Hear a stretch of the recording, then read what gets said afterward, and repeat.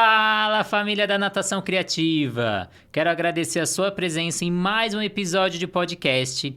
Hoje a gente tem uma presença ilustre de Mayra Terra, especializada em pediatria e também em jovens. Ela é ebiatra. Muito obrigado pela presença, Mayra. Bem, obrigada pelo convite, bom dia a todos e estou muito feliz de estar aqui. Então hoje a gente vai ter um papo sobre jovens, um papo importante para você que é professor de natação. Tem um estudo com 386 academias, que a metodologia Gustavo Borges fez, que a gente tem uma evasão de 32 mil jovens. Isso 70% dos jovens, depois da iniciação, que eles vão para o aperfeiçoamento, eles deixam a natação. E hoje a gente vai entender um pouquinho sobre esse jovem, que a adolescência ele é um período de desenvolvimento, essa transição aí da infância para a vida adulta. Mas eu sei que na adolescência a gente tem alguns ritos de passagens, né? A gente tem a tirar habilitação, ou 15 anos lá para as meninas. O que muda nesses ritos de passagem para os jovens? Bom, então vamos lá. Eu digo que a adolescência é quase um portal. É um portal com vários ritos de passagem e eles são extremamente importantes para o adolescente ter o seu lugar, né? O seu lugar social. Então, título de eleitor, carteira de motorista, que é uma coisa que o jovem anseia, o vestibular mesmo, são ritos de passagem importantes para ele se colocar no seu papel social mesmo. Eu falo que a adolescência ela é um pouco renegada, né? Então, o lugar da infância é muito preservado e protegido na sociedade. A adolescência é meio largada, é aborrecente e tudo mais, né? Fala, nossa, você é médica de adolescente? E esses ritos de passagem são extremamente importantes para eles pertencerem a esse lugar. Então, isso é importante para o desenvolvimento e para a vida, para formar a sociedade mesmo. E a gente vem com um grande impacto, né, da pandemia sobre esses jovens. Eles ficaram um tempo reclusos. A gente tem um estudo de juventude e pandemia com 16 mil jovens que falam que de cada 6 a 10 participantes, eles passam por ansiedade. De 6 a cada 10 jovens, eles não estão praticando esportes. Então, como trazer essa atividade física para o mundo desse jovem? Então, eu acho que, como eu estava falando que é um portal, eu acho que a gente tem que colocar a atividade física como esse portal social mesmo. A gente usar esse espaço da atividade física de pertencimento. Eu tenho ouvido muito dos adolescentes que eles não encontram o lugar deles. Então, e acho que a pandemia, lembrando que eles têm essa tendência do grupo, quando eles ficaram isolados, eles perderam ainda mais a sensação de pertencimento do lugar. E o esporte, querendo ou não, é uma troca, é uma convivência, é um lugar que você aprende a conviver, né? Vitórias e derrotas. Então, eu acho que esse jovem pandêmico nunca foi tão importante a gente inserir ele no meio do esporte como esse lugar de pertencimento. Eu tenho ouvido muito, eu não tenho lugar social, e eu acho que eu comecei a incentivar os esportes e aí até o olhinho deles brilha, assim, na consulta. Eu tenho um time, eu perco, eu ganho, eu tenho meu professor. Eles começam a se identificar. É muito importante modelos identificatórios. E eles começam a se identificar com o professor de educação física, com a educadora, com o médico. E esse jovem pandêmico que teve pouco contato, poucos modelos identificatórios, até o professor, né, ficou mais distante. Eu acho que o esporte é fundamental nesse momento. E se a gente trazer para o esporte da natação, que ainda é aquele esporte que ele fica 90% do tempo na água, fica na própria raia, tem que usar sunga, que a gente estava conversando. Como deixar essa natação atrativa para esse jovem, que dá para ver pelas pesquisas que eles estão indo para outras atividades ou muitas vezes indo para nenhuma atividade? Eu tenho um adolescente que esses dias falou para mim que às vezes, por que você não gosta da natação? Porque natação é muito individualista. Então, talvez acho que trazer a natação como uma forma coletiva também, porque é muito importante eles se sentirem parte do grupo, né? Eles falam, eu sou diferente igual a todo mundo. Então, é importante ter o grupo da natação, né? Porque é igual a todo mundo, mas também diferente. Então, também o professor, o educador, ele saber individualizar o jovem. Então, colocar... E é importante individualizar porque para um adolescente, talvez falar de tempo faça sentido. Para outro, talvez de estilos, de modalidades. Para outro, assistir vídeos da Olimpíadas, falar do Phelps. Então, é muito importante importante ter o grupo como um todo, mas também individualizar cada adolescente o que ele espera da natação. Porque o que um jovem espera da natação, eles são super diferentes. Então, eu sempre gosto dessa frase. Eu quero ser diferente igual a todo mundo. Então, acho que o desafio é a natação ser um lugar coletivo. Então, ter um pertencimento, somos iguais. Então, não ser uma coisa, cada um na sua raia. Mas, ao mesmo tempo, individualizar. Então, essa história que a gente conversou sobre a sunga é bem importante, porque às vezes um adolescente obeso colocar a sunguinha é uma exposição, num momento que ele já não se reconhece com o corpo, pelas próprias mudanças corporais da puberdade, e aí essa exposição da sunga pode transformar num bullying também. Então, são coisas que a gente tem que ficar muito atenta. Será que dá para relativizar? Como é que a gente faria alguma mudança de não expor? Ser um esporte que ele se coloque no grupo, mas também sem uma exposição que ele possa se sentir ridículo, alguma coisa assim. Acho que o individualizar é importante. Então, você saber o potencial de cada jovem. Que a gente, professor de natação, às vezes a gente fica muito pecando que a gente valoriza sempre o mais rápido, sempre o melhor ou os 3 melhores. E aquele 98% que não são os melhores. Eu, por acaso, não era os melhores da natação e eu era um pouco renegado. Por exemplo, uma estratégia que eu crio na natação são charadas. Eu tinha um jovem que ele era muito bom intelectualmente, só que geralmente ele ficava para trás. E eu lembro que um dia que eu fiz a charada, o grupo chegava, eu fazia algum questionamento e eles tinham que acertar. E ele sempre acertava a charada. Aí começou a ver o grupo torcer para ele chegar mais rápido. Fala, vem que você vai acertar. E ele chegava e ele acertava. E todo mundo comemorava com ele, torceu. Então, aquele dia, ele saiu importante da natação. Ele não nadava mais rápido, mas ele acertava as perguntas. Então, às vezes, uma charada, um jogo de matemática, um jogo de tabuleiro, alguma coisa que vai trazer esse jovem e vai valorizar o que ele tem, o que é importante. Às vezes não é como você falou, ele está em mudança de corpo, a coordenação não está tão boa, ele não está reconhecendo o corpo. Teve um jovem que teve uma maturação mais rápida, então ele já tem um nível de força maior. Então, tem muita desigualdade aí em nível de força e até estatura e que fazem diferença na natação. E eu queria que você falasse pra gente dessa nova geração. Essa nova geração do século XXI, que mudou do jovem de antigamente para esse jovem, que são muitas coisas, são muito mais autônomos, eles buscam muito mais informação dentro das redes sociais, né? Eles começam a questionar mais. Então, o que a gente pode falar desses jovens? Então, vamos lá, o adolescente do século XXI, né, que a gente fala. É muito importante que a gente contextualize o adolescente que a gente está falando, porque as problemáticas, apesar de terem características que perpassam todo o tempo, então, desde Aristóteles, ele já falava que jovens, ele citava que jovens de 15 a 21 anos, eles eram impulsivos, corajosos, então tinha uma característica comum. E isso a gente vai vendo em todos os momentos e movimentos sociais também, muito marcados por adolescentes, essas características, elas perpassam. Mas, o jovem do século XXI tem um desamparo coletivo, que a gente fala. A gente ainda não sabe explicar exatamente por quê. O que os estudos mostram é que realmente a geração tem um pouco menos mecanismos de resiliência. Tem várias hipóteses. É uma geração dos pais do celular, é uma geração que o pai e a mãe, né, os dois cuidadores principais, eles estão imersos no mercado de trabalho, então menos tempo de convivência. E é uma geração da tela, né? E aí isso muda bastante a perspectiva, porque a gente fala de uma síndrome, não sei se vocês já ouviram, chama FOMO, que é Fear of Missing Out. Então, é o medo de não estar naquele lugar. Então, às vezes, você está feliz na sua aula de natação, e aí você abre seu Instagram e vê um jovem no Havaí com a água verde. E aí, você está feliz com o seu professor, sua evolução, né? E aí você fala, nossa. Aí quando você olha o Instagram, você fala, minha vida é um saco.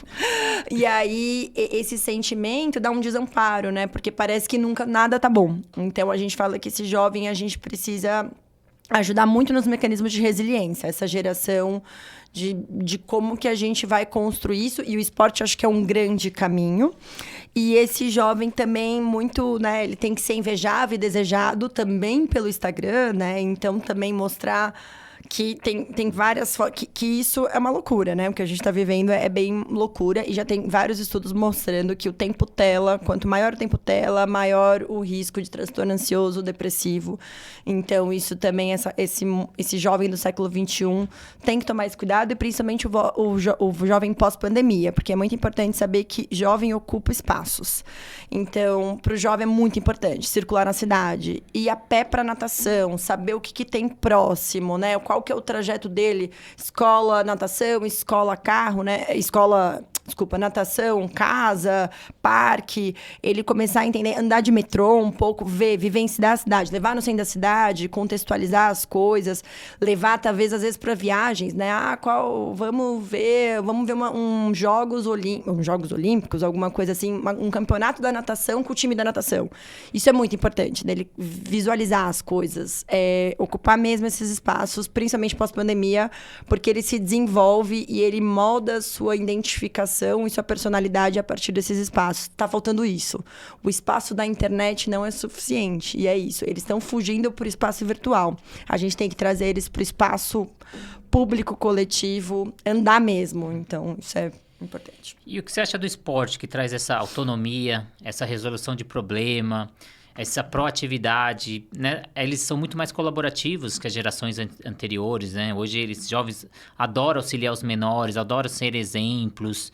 Então são muita coisa que a gente consegue através do esporte auxiliar esse jovem até nessa busca ou até vejo de querer, de conseguir, de conquistar. Então hoje tudo muito rápido, tudo fast food, tudo na internet, muita informação e essa conquista, né, de buscar. Então eu acho que o esporte traz muito isso para eles. Muito. Aí eu sou suspeita para falar. Preciso dizer que eu fui atleta, né? Fui federada, então eu sempre falo que eu fui educada nas quadras. E é claro que quando eu atendo um jovem, isso acaba passando, né? Essa transferência. Eu tenho um amor ao esporte, meu olho brilha. E o adolescente sabe quando o nosso olho brilha. Sempre falo isso. Então, quando eu falo de esporte e a gente, como tá nesse lugar de incentivadores, educadores, quando o nosso olho brilha, eles conseguem identificar esse modelo. Então, eu sempre falo, eu fui educada nas quadras, né, de equipe, de frustração, de muitas coisas, né, de vitória do time. E às vezes eu conto isso para os adolescentes. Eu até por muito tempo achei que isso poderia ser prejudicial, né? Falo, nossa, mas será que cabe uma experiência minha, particular, para um adolescente? E aí, estudando bastante, tem até um psicanalista, Firenze, que ele fala que o modelo identificatório, você ter essa empatia e esse modelo, e a partir da sua experiência, o jovem também se identificar é muito importante. Então, é muito interessante, porque você falou que o jovem é cuidador, né? E ele se identifica no lugar de cuidador, ele percebe o nosso lugar de cuidador também deles, eles se percebem cuidados pela gente e eles querem também propagar. Então, quando a gente fala do esporte, nosso olho brilha, e quando o esporte também é falado em casa, né? Acho que, puxa, tá passando um jogo, o pai chama pra ver junto, olha, o Fepes tá nadando, vamos ver junto, o que você acha? Me conta, né? Interesse também, como que tá as suas aulas? Eu acho que isso ajuda muito. Eu acho que isso a tecer esse laço social dos adolescentes e do esporte. E o jovem saindo do mundo infantil, né, que é muito valorizado, a criança é bonita, todo mundo elogia, todo mundo gosta de criança. E quando ele começa a ir pro jovem, começa ele a ficar estigmatizado, né? O jovem não quer nada, o jovem só dorme, o jovem... Então, a gente começa a destacar esses comportamentos negativos para esse jovem. Até a gente, como professor, pai, fala, mas você é isso, você é aquilo, você só faz isso. O que isso ajuda ou prejudica nessa formação desse jovem? Prejudica muito, a gente estigmatiza muito. Se vocês olharem as mídias também, outro dia eu fiz uma pesquisa de mídia, quanto a palavra adolescente estava com características negativas. Então, aborrecente, dorme demais, come de menos, espinha, chato. Eu até vejo isso, eu faço um teste, às vezes eu falo, você fala, você é pediatra, que fofinho, você gosta de pediatria. Eu falo, não, mas eu sou especialista em adolescente. Nossa, a expressão muda, sabe? A pessoa me acha fofinha, pensa, nossa, você tem paciência, né? Nossa, só você mesmo. As pessoas até fazem assim com a mãozinha. Então, isso atrapalha muito, porque é esse lugar que a gente dá pra eles, que é o não lugar. Então, a gente corrobora a hipótese deles já desses... Tipo, ninguém gosta de mim. Aí eles se olham no espelho, aquelas espinhas, eu não me reconheço no meu corpo. Meus pais falam que eu sou aborrecente, só reclamam, todo mundo só reclama. E isso é muito muito ruim. Então, eu sempre falo, é proibido falar aborrecente. E vocês vão falar com o mesmo carinho, que, nossa, que legal que você trabalha com adolescentes. Que legal que você gosta de dar aula de natação para adolescentes. Isso eles percebem. É isso que eles têm uma sensibilidade, até o olho brilhando, assim. Eles percebem quem tá com eles e quem não tá. E nesse momento, principalmente de saúde mental, que é difícil, tanto que, né, tem um laço no mundo, a gente fala, eles reconhecerem quem está com eles, e às vezes não são os pais, às vezes não é muito a escola, às vezes é o educador, às vezes é o médico, é muito, muito importante. Então, a gente precisa parar de estigmatizar, porque isso faz muito mal para eles, e isso fica, e eles percebem. E valorizar as conquistas, né? Então, a gente valoriza pouco a conquista deles, seja fazendo uma avaliação na natação pedagógica, ou você descobrir, às vezes, avaliação que não é pedagógica, avaliação submersa, quem vai mais longe embaixo da água, quem dá menos braçada. Você achar o que ele é bom e você começar a medir isso, entregar meta que ele vai evoluindo. Eu sei que nessa virada do ano eu fiz análise de filmagens e mandei para as mães, analisando a evolução deles durante o último semestre. E eu falei para as mães, assistam com eles. Para eles verem eu elogiando eles e ver o que eles melhoraram. Então, eles sentirem o pai valorizando, você fez 6 meses, você melhorou isso, isso. Só o seu professor falando, que legal, vamos tentar. Aí eu colocava o que ele tinha que melhorar depois. Esse próximo semestre, a gente vai tentar melhorar isso e isso. E já comecei a primeira aula. Vocês viram o vídeo? Que legal, vocês melhoraram bastante, dá pra gente melhorar mais. Legal. Então, valorizar esse pertencimento. Hoje a gente tem câmera, tem filmagem, fazer filmagem submersa é tão simples, né? Na nossa época era difícil fazer essas coisas, então é fácil você valorizar, né? Eu faço avaliações de papel mesmo, envio pelo celular, tem um aplicativo de celular que fazem avaliações. Então, é importante essa valorização desse jovem. E o jovem, ele quer muito ser visto, como você falou, né? E ele vive experiências aí para poder formar a sua personalidade, a sua identidade. O que ele busca? Como ele consegue ter essa personalidade? Porque é tão difícil. Tem escolha de faculdade, tem escolha de que grupo ele vai ser pertencente. Ele começa a ser obrigado a fazer muita escolha, né? Preciso votar agora, preciso fazer isso, preciso escolher. Então, ele tem muitas escolhas. Como ele consegue criar essa identidade? Ótimo. A gente fala que a identidade está em construção, né? Principalmente na adolescência. E por isso que os ritos de passagem são importantes. Mas é muito importante ele vivenciar. A gente fala que a busca da identidade, ela é transitória. Então, enquanto ele ainda está buscando quem é ele vai transitando entre grupos. Então, é muito engraçado que às vezes você vê o adolescente que está com a maquiagem toda preta, daí depois ele vai para o bloco de carnaval e agora ele só fala de carnaval, depois ele vai mudando, né? Então, isso faz parte da construção da identidade. A gente fala que são buscas transitórias, ocasionais, e elas estão baseadas em vivências de risco. Por isso que esse comportamento do adolescente, de vivências de risco, de buscar aquele friozinho na barriga, faz parte da construção da identidade. Então, castrar, proibir completamente isso, a gente atrapalha o desenvolvimento. Então, é muito importante a gente saber disso para lidar com os possíveis fatores de riscos que eles possam estar envolvidos e para a gente falar sobre isso. E essa construção é um portal mesmo, ela é... Até hoje, né, a gente está buscando nossa identidade e eu sempre brinco isso, que a adolescência resta em nós. Eu acho que trabalhar até com o adolescente é reviver também um pouco da nossa adolescência nesse lugar, né, da nossa identidade. E às vezes o que eu vejo alguns pais fazendo é que é tão difícil olhar para a adolescência deles, eles colocaram uma lacuna que eles não conseguem permitir essas vivências, essas buscas de identidade. Então, eles acabam castrando porque eles não reviram e não elaboraram a adolescência deles. É muito comum, às vezes, falar para os pais, vamos respirar? Eu acho que isso é mais sobre a sua adolescência. Você quer... E aí, o pai fica meio chocado, assim. Então, talvez até levando para o esporte, assim, o quanto aqueles pais colocam algumas entraves por eles. Não tem nada a ver sobre os jovens, sobre a adolescência deles e as coisas não elaboradas. Então, deixar eles viverem, e até essas vivências de riscos, né? Com alguma contenção, mas permitir que eles vivem e que eles transitem entre os grupos é muito importante para a construção de identidade. E até entender que mudou, né? A gente, às vezes, como pai, a gente não entende, né? A criança agora vai fazer 18 anos, criança, né? Adolescente vai fazer 18 anos, ele não quer mais comprar o carro, ele não quer mais ter habilitação, ele tem novos, né?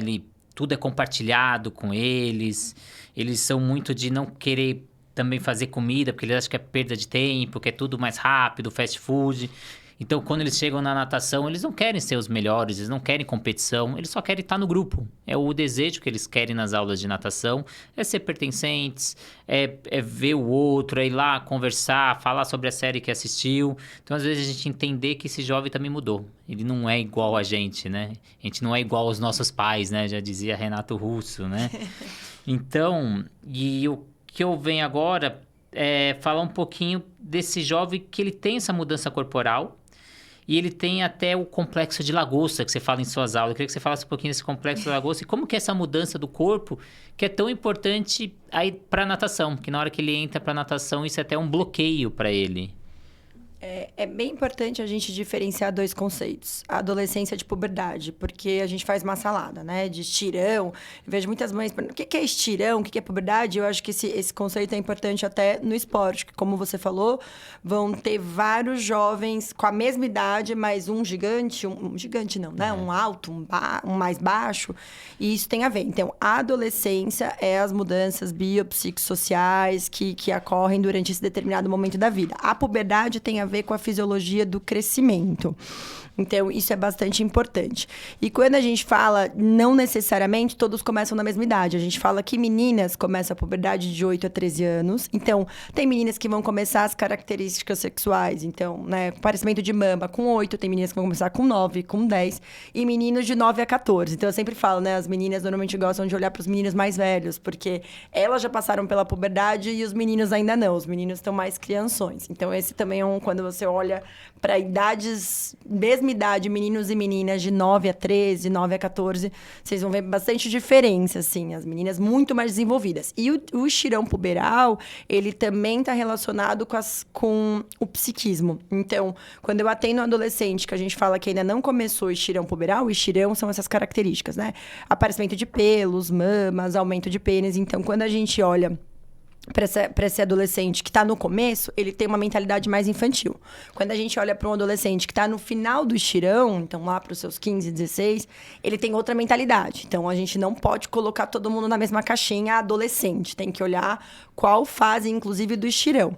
E aí, o complexo da lagosta é justamente esse período da puberdade, porque a lagosta, eu gosto, é também uma expressão de uma psicanalista francesa que eu gosto bastante, porque a lagosta, quando ela está lá na sua casca, ou seja, na infância, ela tá protegida, toda, né, tem uma casca da sociedade e tudo mais. E aí a lagosta, quando ela se desenvolve, eclode a casca. E aí eu não sei se vocês já viram uma lagosta saindo da casca, mas ela parece muito vulnerável, né? Ela parece uma geleca que, se você pegar, né? A lagosta é firme e ela, bom, comestível, né? Sem a casca. Então, o adolescente, quando ele vai perdendo a carapaça ou o corpo infantil e vai adquirindo esse corpo do adolescente, é um corpo em modificação e extremamente vulnerável. Então, ele se olha no espelho, ele não se reconhece. Quando alguém aponta alguma coisa para ele do corpo, nesse momento de extrema vulnerabilidade, são coisas que ficam, né? Então, a gente vê transtornos alimentares, quando a gente fala de obeso, ou muito baixinho, são coisas que ficam. Então, por isso que a gente usa essa metáfora da lagosta, no sentido de você estar muito exposto e super vulnerável ao meio. E aí, tem que ter adolescente que entra na sua carapaça, né? Chega de moletom e tudo, né? Chega na consulta toda na carapaça, e aí a gente tem essa função de ir tentando abrir, soltar um pouquinho e vamos construir essa vulnerabilidade e proteger também eles desse período extremamente vulnerável da vida do ser humano. Você fala que a gente tem esse papel de dar essa liberdade, eles começarem a aparecer, começarem a querer aparecer pro próximo, mas ele também tem esse lado do bullying. Até onde a gente tem que interferir, até onde a gente como professor, pai, porque ele também tem que ter autonomia dele, também tem que saber se defender, mas a gente também chega uma hora que ele não consegue fazer isso, que ele depende dessa ação externa. Então, como você indica aí, que é uma linha bem tênue ali? É muito difícil esse tema. Toda consulta é obrigatório a gente perguntar de bullying. Isso é muito importante. Então, eu sempre pergunto se já fez bullying, já sofreu e se assiste. Porque a plateia, talvez um caminho é a gente lidar com a plateia. Porque quem está assistindo bullying é tão conivente quanto. E talvez essas pessoas consigam ter melhor discernimento do que fazer. Do que chama a diretora, chama a professora, ou qual que é o limite. Mas quem está fazendo e quem está sofrendo não consegue discernir na hora. Então, nós como educadores, como pessoas que estamos ao lado deles, eu refaço a cena, né? Então, o que aconteceu? E como você tava, né? E eu sempre explico pro jovem que quem faz bullying, quem sofre bullying, e lembrar que a gente só lembra de rastrear quem sofre, né? Mas os que fazem também estão passando com a gente, de alguma maneira. E isso é bem importante que os estudos falam, que quem sofre, quem faz, eles estão doentes psiquicamente no mesmo nível. E se de alguma maneira é muito difícil quando a gente acha que essa relação de assimetria, né? Então, quem sofre, quem faz, está muito bem estabelecida, não dá para deixar na mão do jovem, nem da plateia, que são outros adolescentes. Então, a gente precisa de uma intervenção mesmo de um responsável. Seja o professor, seja o diretor, seja os pais, o médico. Então, eu sempre falo, olha, se você quiser me contar, esse é um espaço. Então, eu acho que deixar também esses ambientes esportivos como um espaço para falar sobre e para fazer intervenções é muito importante, porque o que eles sentem são desassistidos. Eu tenho várias histórias que a adolescente chamou a diretora e não fez nada. E é isso que fica para eles. Ninguém faz nada. Então, para que eu vou falar sobre isso? E aí, ele vai se incrustando. E aí, quando a gente tem essa assimetria de poder, essa pessoa que está fazendo e essa que é muito difícil tirar esses dois adolescentes desse lugar. E aí é muito comum quando nós adultos, nós cuidadores, a gente se exime da nossa responsabilidade de fazer a intervenção. O que acontece? Os pais falam, então eu vou mudar da natação, eu vou mudar do colégio. Aí vai lá, muda. Só que essa estrutura psíquica desse jovem que está sofrendo bullying, né, encostado, ele vai para o outro lugar, para outra natação, para o outro colégio dessa maneira. A outra pessoa que precisa dessa simetria, sei lá eu por quê, para se manter firme, ela vai identificar, e é muito comum adolescente sofrendo bullying em vários lugares. Então, tá vendo? É comigo, certo? Então, a gente tem esse papel fundamental de fazer intervenção de bullying, falar sobre, e eu tenho cada vez mais empoderado os jovens, eu falo que adolescentes cuidadores, é a plateia. Eu falo, então, tudo bem. Ah, não, nunca sofri bullying. Ah, tá bom, você já fez? Não, nunca fiz bullying. Ah, tá bom, mas você já viu?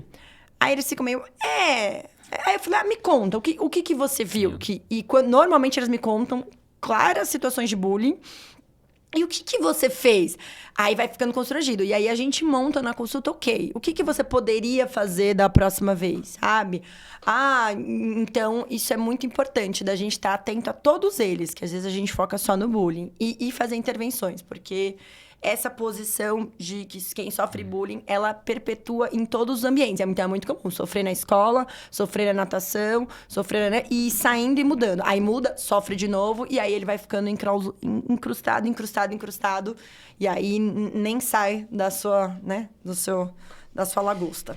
E nessa época eles têm muito sentimento de justiça. Então, a gente como professor, como mediador, então, a hora que você não vê, ou você reprime alguém que não fez aquilo, você perde esse jovem. Então, ou às vezes você vai dar uma brincadeira, você vai dar um jogo, você vai dar uma competição, e ele faz algo que não podia naquela competição e você faz vista grossa. Você já perdeu os outros jovens, porque ele vê que ele pode dar aquele jeitinho, ele pode dar aquela roubada. Então, a gente tem que ser muito justo nessa faixa etária, o professor que é mediador. Então, o tempo todo, você vai dar um jogo, vai dar alguma brincadeira, você tem que estipular todas as regras, e eles têm que cumprir as regras. Com crianças menores, a gente até deixa passar que eles não têm esse sentimento de justiça, o jovem tem. Então, é importante, né, a gente frisar isso até para quem é professor, e ter isso. Então, eu tenho que reprimir por isso. E aí, pode falar. Desculpa. E ser muito coerente, né? Porque às vezes a gente faz piadinhas, né? A gente deixa passar. Então, é uma escutativa mesmo, rastreadora, assim. Ó, não, desse jeito você não vai falar com ele. Por que você tá falando desse jeito? E falar com muita educação, porque quando o pai fala alguma coisa assim, aí ele fica meio... Então, a gente tem que ser muito exemplo, tá muito atento mesmo. E o jovem, ideologicamente, eles começam a se afastar dos pais. E eles começam a buscar muitos os grupos. Então, o que esse grupo influencia na formação desse jovem, na procura, do gosto? Então, vamos lá. Eu achei interessante que você falou anteriormente, que mudou, né? Agora, a gente é muito mais checklist, né? Uma geração de checklist. Então, quais são nossas metas, né? Aí você vai lá, coloca... E esses jovens, é isso mesmo, eles não querem. Não é mais a meta, velocidade, rapidez, né? Esses dias, uma mãe me trouxe um protocolo escolar lá, o que o jovem precisa. Eu olhei e não fazia sentido nenhum aqui. Fazia sentido para entrar numa empresa. Agora, para uma escola, não fazia sentido nenhum. Falei, olha, se fosse para entrar numa empresa, no MBA, ele tava muito, muito legal. Agora, o que faz sentido com ele agora? Por que eu tô falando isso? Porque os jovens estão percebendo. E eles estão meio se unindo, tipo, esses adultos, eu não quero ser como eles, eu não quero essa vida, né? E os jovens têm essa história de romper com os pais. Isso não é de agora. E, inclusive, eu queria só fazer um adendo, assim, de um recorte histórico que a gente estava falando da adolescência, né? Apesar do Aristóteles ter montado algumas características no grupo, o conceito de adolescência que a gente tem hoje, ele veio no pós-guerra. Né? Então, no entre guerras, jovens começaram a questionar os seus pais. Tipo, eu não quero ir igual meu pai, ir pra guerra, morrer, sei lá, ficar... Então, eles começaram a questionar e romper com os pais. Tanto que veio um Woodstock, é um rompimento do tipo, não quero isso pra mim. Então, os jovens, eles têm esse ímpeto de romper com os pais em algum momento. Romper não no sentido drástico, tá? Mas é romper, eu vou questionar os valores da minha família. Então, questões religiosas, às vezes questões culturais mesmo dos pais, por que isso? Então por que isso? As mulheres agora, as meninas são muito, porque eu não quero cozinhar, eu não quero fazer minha comida. E eles têm essa tendência grupal, eles estão olhando da sociedade desse jeito. Então, é muito importante o grupo, porque quando você rompe ou quando você questiona os valores, você se sente sozinho. E a gente já falou, né? Eu quero ser diferente, mas igual a todo mundo. Mas se eu não sou igual aos meus pais, eu não me identifico, eu preciso do grupo para esse sentimento de pertencimento. A pior coisa é o jovem nesse não lugar, não se sentir pertencente de algo. Então, a tendência grupal é muito importante. E, inclusive, eles se identificam com um grupo e lembra que a gente falou das vivências de riscos, né? Eles vivem isso com o grupo. Então, trabalhar grupos de adolescentes são sempre muito legais. Inclusive, e um vai soltando o outro. Às vezes, terapia em grupo são coisas que funcionam, conversas em grupo. Então, às vezes, se você perguntar só para o adolescente o que você acha, ele fica inibido. Mas quando você joga um tema na conversa, ou tem uma coisa que eu tenho feito, essa atividade é muito interessante. Eu falo para um grupo de adolescentes, você vai falar 3 palavras da sua história, você também, e a gente vai fazer uma narrativa com as palavras. São jogos que eles vão entrando e eles vão olhando para o grupo. Um fez, outro fez. E aí é muito interessante a narrativa e esse lugar do grupo. E esse desafastamento dos pais. Eu até falo que a adolescência pode ser uma corda, né? Um cabo de guerra firme, que os pais puxam e vai ficar tensionado, tipo cabo de guerra. Ou uma pipa, porque a ideia é os pais entenderem que isso está acontecendo. Lógico que também ter alguma, né, barreiras, limites que sejam impostos, mas que ele vá soltando aos poucos, que nem uma pipa, né? Uma cordinha igual uma pipa para o adolescente poder ter suas vivências, poder vivenciar as coisas em grupo. O pai para de ser herói, né? Ele começa a conseguir olhar o pai sobre o outro olhar, né? Começa a ver mais os defeitos e começa a ver o que ele quer, o que ele não quer. E aí ele entra nesse mundo aí do grupo, que é importante ter esse grupo, e até na natação é legal você ver quem é o líder daquele grupo. Sim. Você fez uma atividade, você já pergunta, não é legal? É que ele já vai falar, foi legal. Todos vão falar que é legal. Então você também identificar quem é, porque ele sempre tem o líder do grupo. Então você perceber quem é essa pessoa que comanda, que vai falar que a natação é legal ou não é legal. E eles também, eles começam a fletar ali com um pouquinho com o perigo, porque o lóbulo frontal deles ainda não está desenvolvido, que só começa aos 24 anos. Então, eles começam a ter esse flerte com o perigo, eles não sabem muito... Não é que eles não sabem, mas eles querem saber onde que é o limite, né? E como a gente, professor, conseguir dar essa autonomia para ele e, ao mesmo tempo, dar esse limite que eles ficam buscando cada vez um pouquinho mais...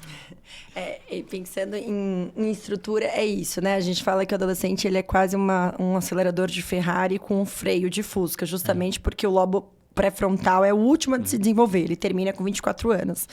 E dar limite... ele vai aprendendo também pelas vivências. Então, é a partir da narrativa que a gente constrói também alguns limites. Então, olha o que aconteceu. Então, por isso que seriados, coisas que estão acontecendo na mídia são muito importantes, porque a gente consegue que eles não precisam vivenciar tudo no limite. Então, a gente, através disso, olha o que aconteceu, né? Se você for... E aí, então você pega personagens e consegue construir essa narrativa para saber que tem um limite, né? Porque eles têm um sistema de gratificação que é o sistema, né? É o aumento do circuito de dopamina, que quanto mais ele testa e dá certo, mais ele quer. Mas aí mostrar que alguma hora acontece com ele. Então, essa é a nossa função. Mostrar que essas vivências têm um limite, que aconteceu isso com fulano, e como é que a gente não vai chegar nesses limites. Então, através dessa narrativa, construir os limites. Porque se a gente deixar também... eles vão... É o limite do limite do limite, né? Então, lembra, acelerador de Ferrari, não vai dar certo isso. Então, a gente tem essa função contentora mesmo e mostrar que tem muito afeto a contenção, né? Porque às vezes ela, nossa, é só chato. Não, é porque ela te ama, né? Não, porque ela gosta de você, é por isso que ela tá fazendo isso, né? Então, isso é muito interessante. Essa me lembrou até... a campanha do Ministério da Saúde, antigamente, para falar de doenças sexualmente transmissíveis, eles falavam só de doença. Nossa, então você vai pegar HIV. Aí mostrava aquelas fotos de lesões feias. E isso não chocava eles. Tipo, para usar camisinha ou não, eles tipo, tá bom, não vai acontecer comigo. A foto é feia, mas não vai acontecer comigo. E aí, a gente começou a usar outras estratégias de narrativas mais próximas, né? Não tentar pro apelo, pela ameaça... Mas olha, e aí, se você ficar grávida agora, o que vai acontecer, né? Seu projeto futuro, ó, você quer isso, isso, isso. O que seria uma gravidez? Vamos conversar com alguém que teve uma filha na gravidez, sabe? Trazer sem ser pro assustar, né? Que a gente fala. Então, mostrar um acidente de carro, mas mostrar os limites de uma forma... mais próxima, sem também demonizar. Isso é importante. Acho que a gente demoniza muito, às vezes. Aí que eles falam, não vai acontecer comigo. E falam, não, acontece. Ou, às vezes, querem até testar para provar que não vai acontecer com eles. E quanto mais a gente entra no embate, que é aquela corda, né? Mais a gente puxa, mais eles vão puxar. Então, vai ser mais brusco o rompimento. Por isso que a gente tem que ir soltando a corda de maneira gentil. Então... E eles têm uma noção de tempo e de urgência muito diferente, né? Então, às vezes, a natação não vai ser prioridade, ele vai chegar atrasado na sua aula de natação. Então, você adianta ou não adianta ficar pegando no pé desse jovem porque a roupa da festa do dia seguinte é muito mais importante que a natação ou que a prova. Então, como isso ocorre? Como isso é no desenvolvimento desse cérebro da criança, essa noção de urgência? É isso, assim, esse sistema da dopamina, a gente fala que as urgências são irracionais, né? Então, é isso. A prova de amanhã, começar a estudar 3 horas da manhã, tá tranquilo. Mas o vestido da formatura, que é no fim do ano, é para agora, senão o mundo vai acabar. Se a gente não for ver hoje. Isso faz parte do próprio desenvolvimento cerebral, que ainda não tá pronto, né? Isso é muito interessante. A tomada de decisão deles é muito mais pelo sistema límbico. O sistema límbico é o sistema das emoções. Então, é pelo prazer. Então, eu tomo a decisão baseada no prazer. Então, eu vou querer coisas gratificantes. Eu não vou ficar estudando agora. E o lobo pré-frontal, que não está desenvolvido, ele é o lobo que fala da estratégia, do planejamento, da tomada de decisão consciente. E eles não têm isso. Então, não é porque eles querem provocar a gente, porque a gente acha que não é possível, quer me provocar, que ele está fazendo, chegando atrasado toda a aula. É para me provocar. Não, eles têm um desenvolvimento cerebral, mas desenvolvimento cerebral que é isso, a tomada do prazer. Talvez mostrar o que eles perdem no sentido do prazer da aula, então começar com a atividade mais legal, ou a parte, então, você perdeu isso de novo, você está perdendo a discussão em grupo que é legal, que é o preparar, né, mostrar desse jeito, para ele começar a ter aprendizado, né? Não punição, mas algum aprendizado nesse sentido no desenvolvimento, para criar esse circuito mesmo, essas sinapses que a gente utiliza. Então, ou por exemplo, da prova, né? Já viu que não tá indo bem, as notas estão caindo, e é claro, né? Assim, parece óbvio, mas não é. E aí também, essa é uma coisa importante, tem um estudo que saiu recentemente, aliás, um dos mais bonitos do ano passado. Eles fizeram através de ressonância. Eles viram a área de processamento, de estratégia e de ouvir. Então, quando você dá uma ação e a ação ser bem executada. De adolescentes de 13 a 16 anos, eles escutam os pais. Então, tá bom, beleza, tem que fazer. A partir, das 10 às 13. Dos 10 às 13, ele escuta os pais. Então, o pai fala uma coisa, faz. Dos 13 aos 16, a voz da mãe não entra nas funções executivas e a voz do desconhecido entra. Então, a gente cobrar... A gente fala a mesma coisa do atraso, talvez seja diferente, porque a gente não é a voz materna. Então, até isso é muito chocante, né? Porque os adolescentes têm essa... Talvez a gente falando a mesma coisa, às vezes na consulta eu falo a mesma coisa que a mãe. Mas como eu sou de um lugar de fora, eu tenho mais chances dele efetuar e efetivar com sucesso. E você falou no começo da nossa conversa, a identificação, às vezes se identifica com aquele profissional, Sim. com aquele professor, com aquele médico, psicólogo, e ele faz porque o professor está pedindo. Então, o professor tem esse papel aí desse mediador, e o adolescente ele passa por alguns lutos, né? Quais são esses lutos que os adolescentes passam? A gente fala 3 lutos, basicamente. Quando chega o pai... E os pais também passam, tá? Então, são 3 lutos. É o luto do lugar da sociedade infantil, que é esse bonitinho, a infância, né? Eu falo, pô, a Unicef fala pouco de adolescente, agora tá falando mais. Eu gostei que saúde mental é uma adolescente no novo protocolo deles. Mas eles... Então, é todo um lugar protegido da infância. Então, esse papel social é um luto, perder esse lugar. O segundo luto é o luto corporal, do corpo infantil, né? Porque começar a olhar no espelho cada hora, e aí a espinha, e o cabelo muda, e o corpo... Isso também é o luto do corpo infantil e o luto do lugar dos pais, né? Porque os pais são muito heróis da infância. Meu pai é o máximo, minha mãe é o máximo. E aí você começa a ver que, mais ou menos, meus pais têm várias falhas. Talvez eu não queira repetir isso, né? Então, esses são os 3 lutos que passam. E os pais também passam esse luto.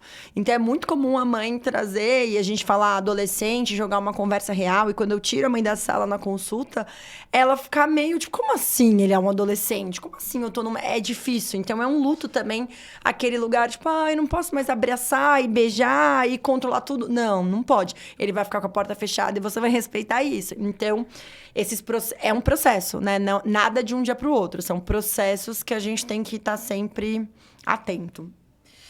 Mayra, queria agradecer muito a sua presença. Tem muita coisa que a gente poderia falar. A gente tem uma conversa anterior, para quem não assistiu a nossa primeira conversa, tá lá no nosso Spotify, que a gente falou um pouquinho do jovem, como sair do tempo tela, como trazer ele para atividade, como não deixar ele sair da atividade. Foi uma coisa mais técnica para natação, aquela nossa outra conversa. Essa é uma conversa um pouco mais ampla. Então, para quem perdeu a conversa anterior, vai lá no Spotify. São mais de 100 entrevistas, uma delas com a Mayra, o ano passado que a gente fez. Queria agradecer muito. E quem quiser te procurar, quer sua consulta, como te acha? Bom, saindo daqui eu vou pro consultório. Eu queria agradecer muito o convite novamente. É um grande prazer estar aqui. Eu disponibilizar meu contato. Bom, tem o Instagram, doutora Maíra Terra, e eu atendo aqui na Vila Madalena e em Perdizes. Então, e eu adoro falar sobre, também conversar em escolas. Eu acho que quanto mais a gente se unir, nós profissionais em torno desses jovens, só temos a ganhar. Lembrando que eles são o nosso futuro da sociedade. Então, estou bem implicada nisso. Obrigada mais uma vez. E a importância de profissionais como você, né? Porque o pediatra tem aquele jeito mais materno, o clínico geral já é um pouco mais afastado. Então, ter um profissional que olhe por esse jovem, né? Então, ser pediatra, ser profissional, né? Então, como sair dessa pediatria e beatria? Você falou, muita gente olhou um pouco torto, né? Mas para os jovens é muito importante, né? Parabéns aí pelo seu trabalho e as portas aí da natação criativa ficam abertas para você divulgar o seu trabalho. Muito obrigada. Muito obrigada. Bom dia. Obrigada. Aí,